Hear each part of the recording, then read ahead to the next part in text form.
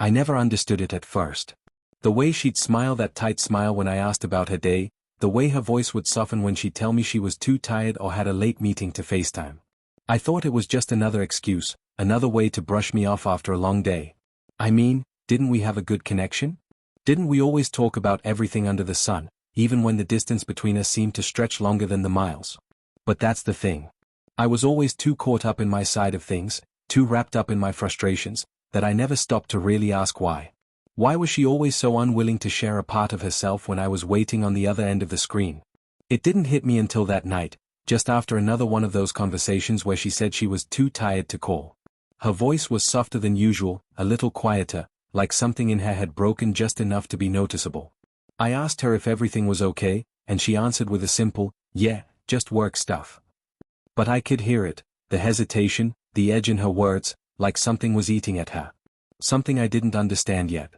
I sat in my apartment that evening, staring at my phone screen. We had been together for almost a year, and yet something kept pulling us apart when it came to those late-night calls. She always said she loved hearing my voice, loved the way our conversations made the loneliness of business trips bearable, but there was always this thing, this invisible wall between us that no matter how hard I tried, I couldn't get through.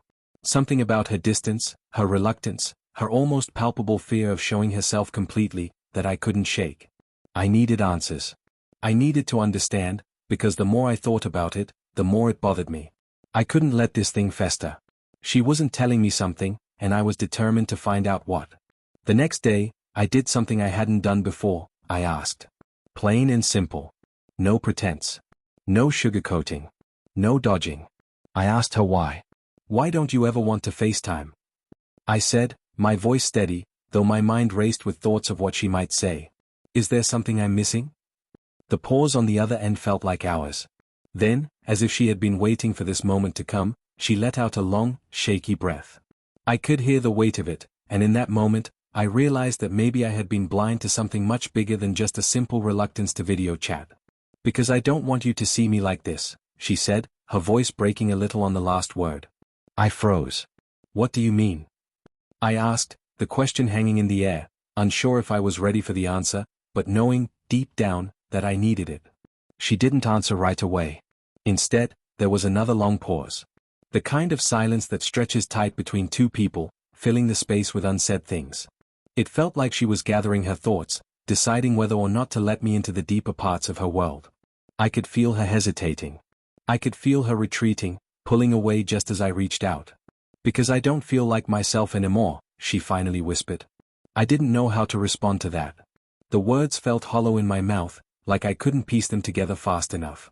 I had no idea where to go with this new revelation. What did she mean? What did she mean?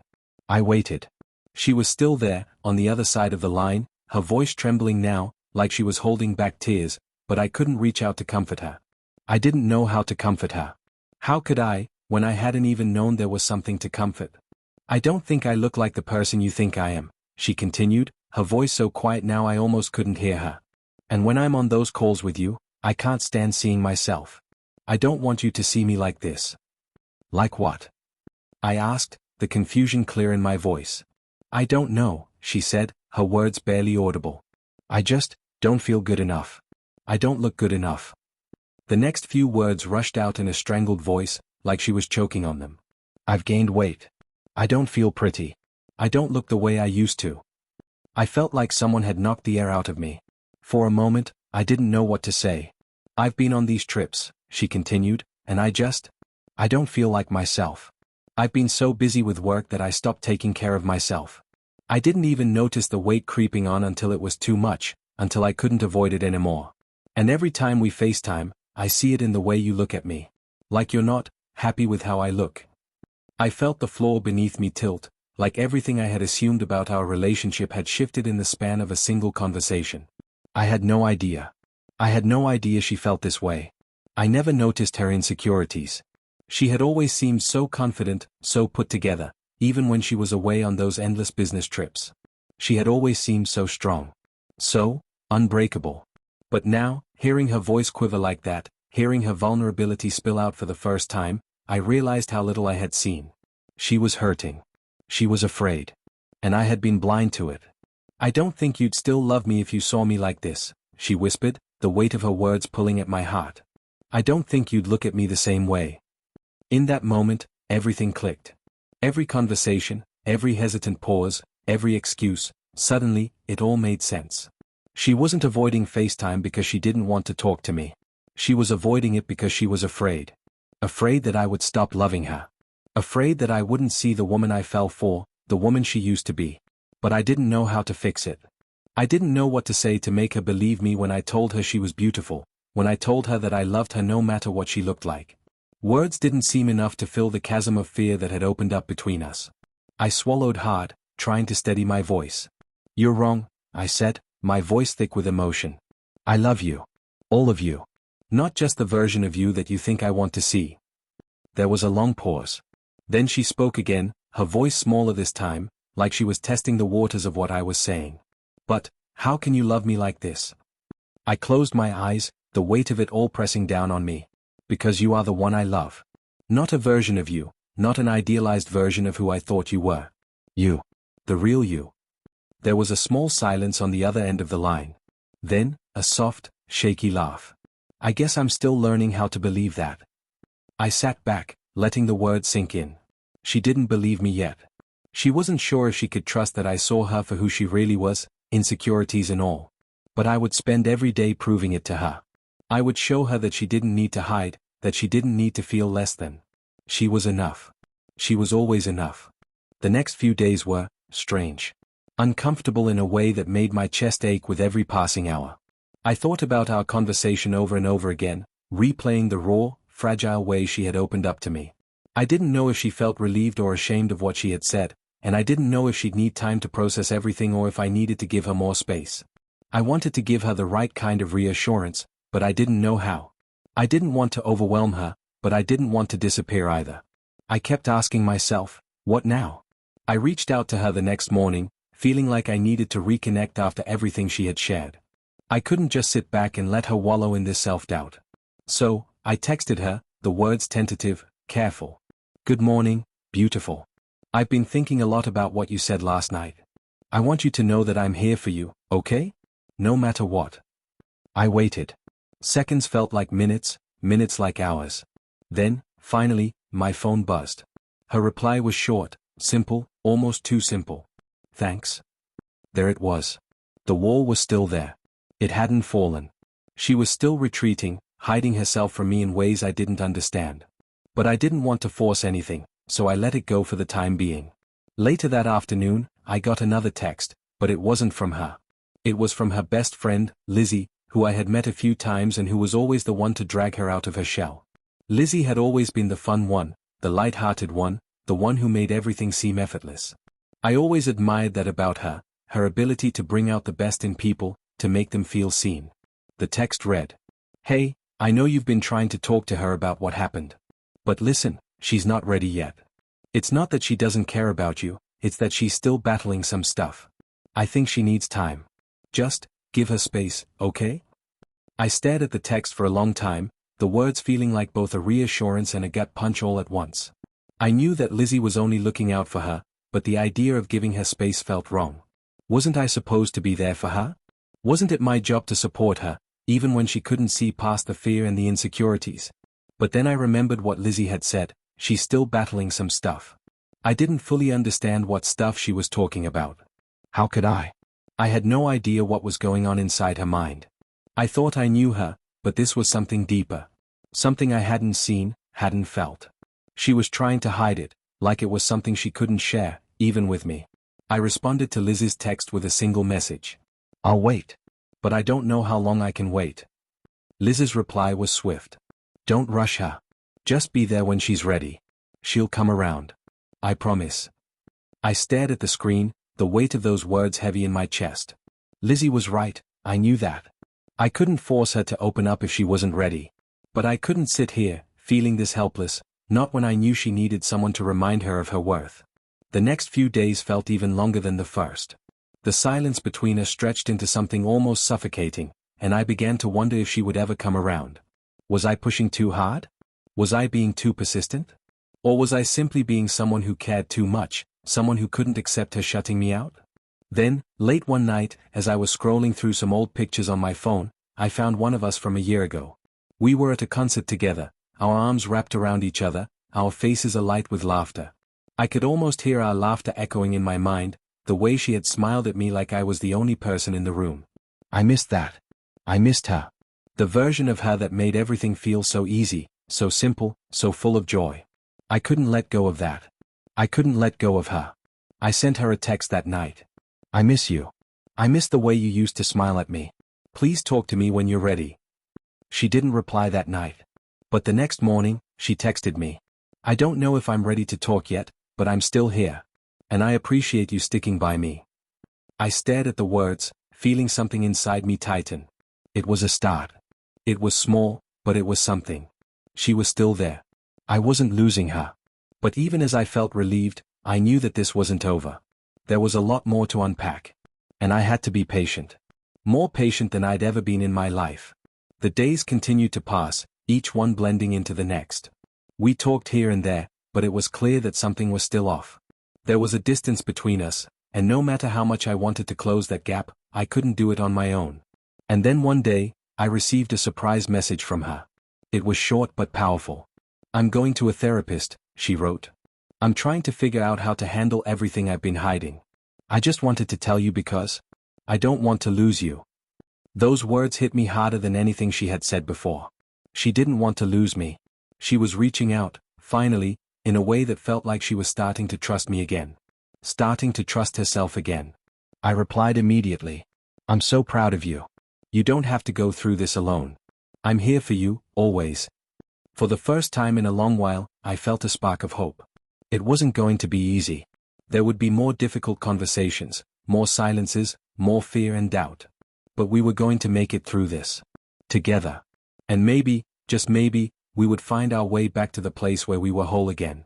Where she could see herself the way I saw her. Beautiful, worthy, and loved. I just had to keep reminding her of that. The days blurred into weeks, each one carrying with it a new challenge, a new level of uncertainty that tested me more than I cared to admit. But something had shifted, something deep inside both of us. We were still navigating this complicated landscape of silence and uncertainty, but now, there was a sense of progress, and more importantly, a sense of hope. I could feel it in the way she would text me at odd times, like she was breaking free from the prison of her own mind, piece by piece. There were still moments when she would withdraw, when the old habits resurfaced. She'd get quiet, distant, her words clipped as though she were holding back a storm, and I would worry, wondering if I was pushing too much too soon. But I'd learned something important: patience. If I wanted her to heal, to truly heal, I had to step back and let her go at her own pace. But that wasn't always easy to do. Every time she pulled away, I felt the fear creeping in again, the fear that maybe, just maybe, I wasn't enough. But then I remembered, I was here. I was present. And that was all that mattered. I could love her in her brokenness. I could love her when she was lost, and I could love her when she found her way back. That night, she sent me a message that caught me completely off guard. I think I'm ready to talk. Really talk. My heart jumped into my throat. Ready to talk? About what? Was she going to finally tell me everything? I felt a rush of anxiety, but I also felt this undeniable pull to be there for her. To hold her in the space she was about to open up, even if it meant confronting parts of her life that I wasn't prepared for. I called her immediately. The moment the phone rang, I took a deep breath, hoping I was prepared for whatever was coming. She picked up on the third ring, and I could tell she'd been waiting for this moment just as much as I had. Hey, she said, her voice soft but steady. It was like a weight had been lifted just by the simple act of her saying those first words. Hey, you, I replied, my tone gentle, cautious. You okay? I'm getting there, she said. There was a heaviness to her words, but there was something else too, something that felt like release, like she was stepping into a place she hadn't been before. I've been going to therapy for the past couple of weeks, and it's been hard. Really hard. But I think I'm finally starting to see things clearly. I stayed quiet, letting her find her rhythm. I could hear the hesitation in her voice, but there was something different now. She wasn't just talking to fill the space. She was talking because she needed to. I've been carrying around a lot of guilt, she continued, her voice cracking slightly as the words poured out. I've been ashamed of how I look, of how I've let myself go. I didn't want you to see me like that. And I didn't want you to think that I wasn't trying. But, it's not just about the weight, you know? It's deeper than that. I felt this way for a long time. It's like? I've always been the person everyone else could rely on, but I've never felt like I could rely on myself. And I think that's why I've pushed you away. I felt my chest tighten. She was finally saying the things I had always been too afraid to ask her about, the things that had lingered in the air between us like an invisible fog. But now, she was facing them. She was facing the parts of herself that had been buried for so long, and she was willing to let me see it. I thought you'd leave, she admitted, and there was a raw honesty in her words that struck me to the core. I thought that if I let you see the real me, you wouldn't want to stay. That you'd get tired of me. So, I shut you out.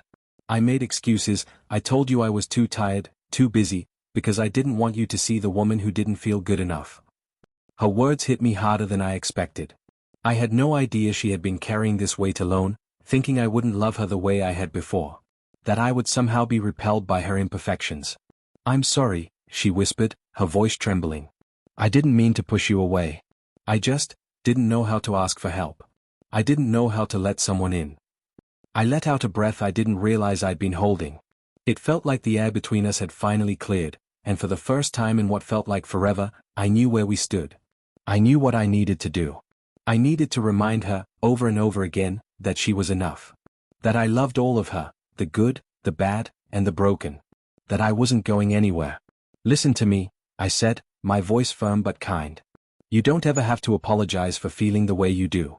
I love you. All of you. And that means the messy parts, the parts you don't think are good enough, the parts you're still learning to love about yourself. I'm not going anywhere. I'm here. And I always will be. There was a long pause, a silence that felt comfortable this time, like we were finally on the same page. Then, she spoke again, her voice stronger now, like she was starting to believe what I was saying. I don't know if I can fully believe that yet, she admitted. But I want to. I really want to. I just need more time to believe it. To believe in myself. I smiled softly, knowing that this was progress. She wasn't there yet, but she was on her way. And that was enough. Take all the time you need, I said, my heart swelling with pride for her, for the strength she had shown in facing her fears. I'll be right here, every step of the way. After that conversation, something inside me shifted too. I realized that love wasn't about expecting someone to be perfect. It was about showing up for them, even when they couldn't show up for themselves. It was about letting them fall, knowing that you would catch them, no matter how many times they doubted themselves. The next few days were quiet, but they were filled with small, important moments. She called me late one evening, just to talk about something trivial, what she had eaten for dinner, a funny comment someone had made at work, the new book she was reading. It wasn't much, but it felt like a breakthrough. It felt like we were starting to rebuild what had been broken between us. And that, in itself, was everything. One evening, as I was getting ready for bed, I received a message from her. It was a photo, just a picture of her, sitting on her couch in her pajamas, a soft smile playing on her lips. I just wanted to send this to you, she wrote. I'm starting to feel like me again. Slowly, but surely. My heart swelled. I looked at the photo, seeing her for the first time in a long while, not as someone I had to fix, not as someone who was hiding from me, but as her. Just her. And for the first time in a while, I realized how much I loved her, not just for her strength, but for her vulnerability, for the parts of her she was learning to accept. She wasn't perfect. But she was perfect for me. And that was all that mattered. We had a long road ahead of us. But together, we were learning to walk it. One step at a time. The days that followed were a mixture of progress and setbacks. Every time I thought we were getting closer, she would pull back, like a tethered balloon just out of reach. She would text me, or call, and for a moment, it felt like the pieces were falling into place. But then, the next conversation would feel distant, like the walls were still there, quietly rebuilding themselves. I couldn't understand what was happening in her mind. She was going to therapy, she was opening up to Lizzie, and still, she couldn't bring herself to let me in completely. But I had promised myself I would wait. I had promised her I would stand by her, no matter how long it took. I wasn't going to give up on her. One afternoon, I called her after a particularly rough day at work, feeling like I needed to hear her voice. I hadn't heard from her in a couple of days, and the silence between us felt almost unbearable at times. Her voice, when she picked up, sounded tired but warm. Hey, she said, a smile in her tone that didn't quite reach her words. What's up? I could hear that small crack in her voice, that hesitance, like she was trying to hide something. I hated that I could tell, hated that I had come to recognize those subtle shifts in her mood, but I knew her better than anyone else. "Just wanted to check in," I said gently. "I miss you.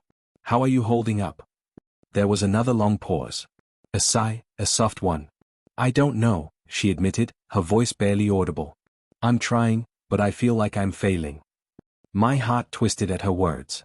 The way she said it, as if there was something wrong with trying, like she was ashamed of it. It broke me a little to hear her like this, but at the same time, I understood. I understood that she wasn't just struggling with herself, she was struggling with the idea that she might not be enough, that her flaws and insecurities would push me away. And I didn't know how to make her see that they never could. That she was more than just her doubts. "You're not failing," I said softly, trying to infuse as much certainty into my voice as I could. "You're doing the hardest thing right now. You're facing yourself, and that's something most people never have the courage to do. I'm proud of you for that." She was quiet again, and in that silence, I could almost hear the battle she was fighting inside her. She wanted to believe me, I could tell. She wanted to let go of the fear that I wouldn't see her the same way.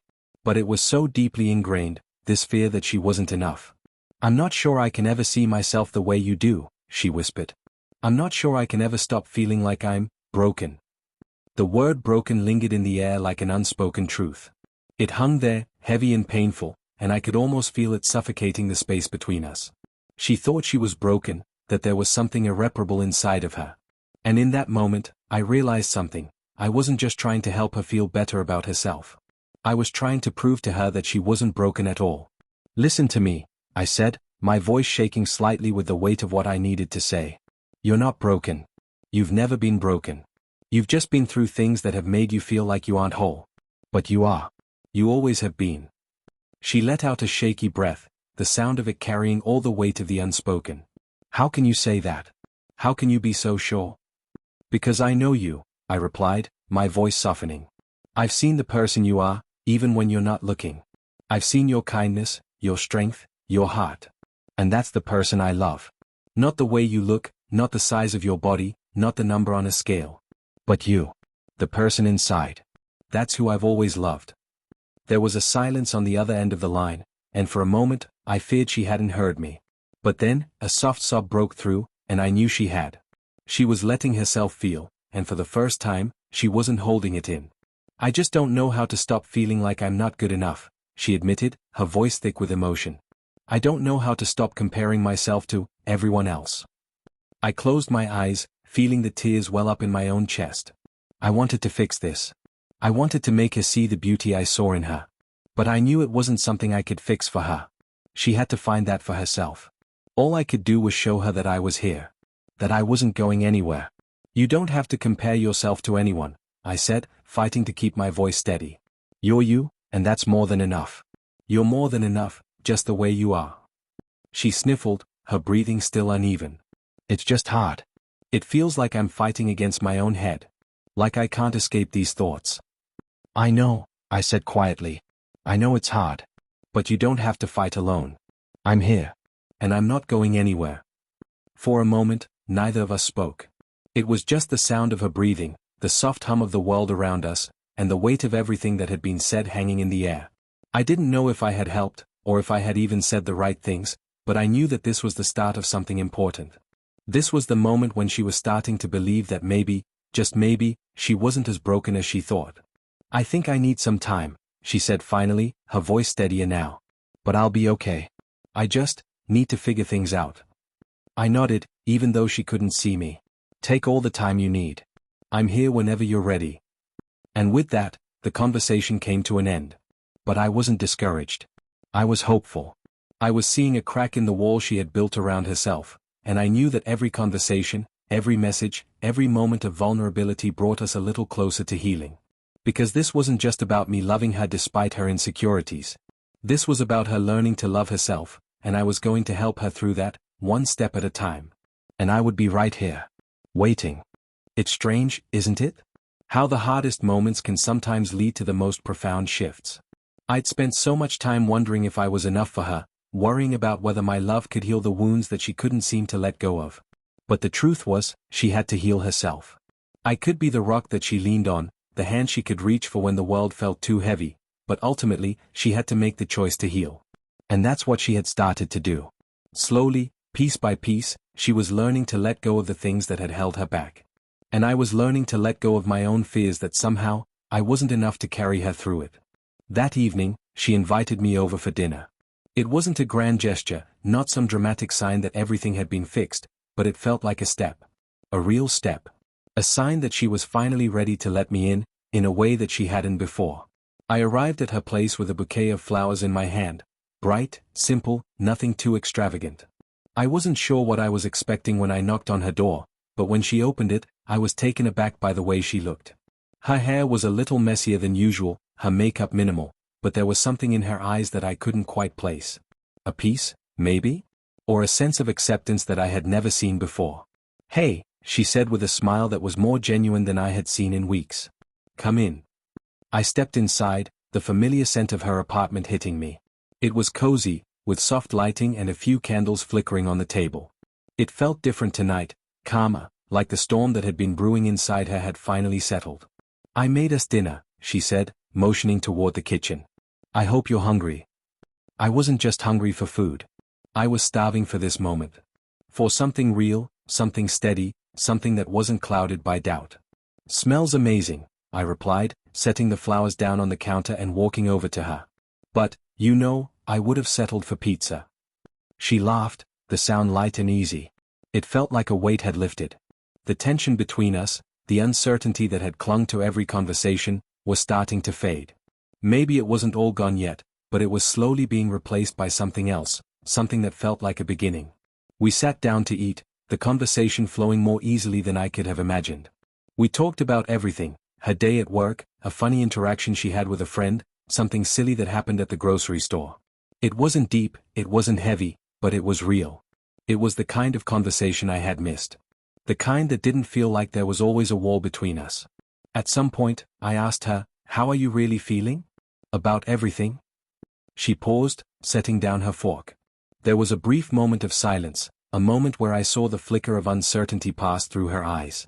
But then she took a deep breath and looked at me, her gaze steady, and for the first time in a long while, she wasn't hiding.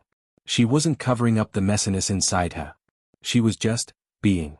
"I'm scared," she said, her voice soft but clear. "But I'm starting to see that maybe it's okay to be scared. Maybe I don't need to have all the answers right now. Maybe it's enough to just keep trying, to keep going even when I don't know exactly where I'm going." I nodded, understanding exactly what she meant. I had been there, too, lost, unsure, not knowing what the next step would look like. But sometimes, just putting one foot in front of the other was enough. "You're doing more than okay," I said. "You're doing incredible. Just by being here, by letting yourself feel what you're feeling, you're doing the hardest thing."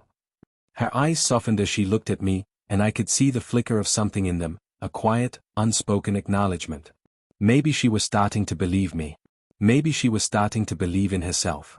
I think I've been so focused on trying to fix everything that I forgot to just be. To let myself breathe without constantly worrying about how I'm supposed to be, she said, her voice quieter now, more reflective. "I've been holding on to all this fear, thinking I had to do everything right. But maybe it's okay to not have it all figured out. Maybe it's okay to take things slow." I reached across the table, gently placing my hand over hers. "You don't have to have it all figured out. And you don't have to do anything at all. Just be yourself. I love that person. I love you." For a long moment, neither of us spoke. It wasn't awkward, though. It was peaceful.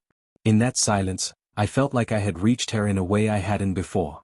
She wasn't afraid to let me in anymore, and that was everything. We finished our dinner, and she suggested we watch a movie. A simple thing, but it felt like a shared moment, a return to normalcy, to the way things had been before. Before the walls, before the silence. As the movie played in the background, we sat together on the couch.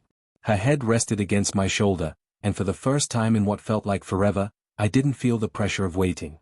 I didn't feel the urgency to fix anything. It was just us, in that moment, taking the time to breathe and to be. And maybe that's the most important thing. Not rushing toward an end, not desperately searching for a resolution. But living in the present. Acknowledging where we were, where we had been, and where we might go. Together. Because this wasn't a story about fixing someone. It was a story about loving someone, just as they are, in their messiness, in their brokenness, and in their beauty. And in that moment, I realized something important. She had already healed. Not because of anything I had done, but because she had allowed herself to. She had taken the first step toward believing in her own worth. And I was there, every step of the way, just as I had promised. That night, as we sat together, I knew that whatever happened next, we had already crossed the hardest part of this journey. We had found each other, in the silence, in the waiting, and in the love that was always there. And that was enough. It would always be enough.